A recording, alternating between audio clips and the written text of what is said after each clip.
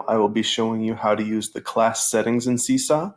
It is right in the top right corner, the wrench icon. If you click on that, it will bring up a pop-up window called class settings. Right at the top, you'll have a plus students or plus families. That's where you can add students or families.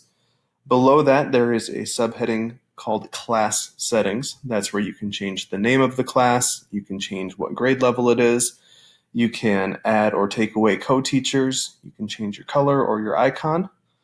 Next one is students. This is where you can change how students are signing in. Chances are we are using Clever to have all students sign in. You probably won't need to worry about that. Managing students is where you could go to change the student icon. You could change their name if you have it spelled wrong, or you could remove them from your class if somebody moves away. Home learning codes, that would be for if we need to go to at-home learning or if a student needs a way to log in at home. Like I said before, they'll probably be using Clever for almost all of their logging in. Student likes and comments, this is going to be one that you have a choice on. If you click on this, you have the option to allow students to like each other's posts or disallow it. Right now it is not green. That means that students are not allowed to like each other's posts. Down here on student comments, the green is saying that yes, they are allowed to comment on each other's work, but below it, new comments do require approval from the teacher. Again, that will be up to you and how you want to set up your class.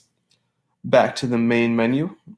New items require approval. This would be whenever a student submits a response to an activity or an assignment, it will be filtered through you first. So that means that before anyone else would be able to see it, you have to approve it and allow it to be posted. The same thing goes for editing.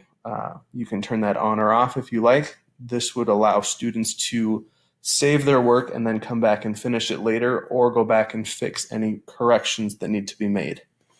Sample student, we are going to have a separate video on that, so I won't talk about it right now.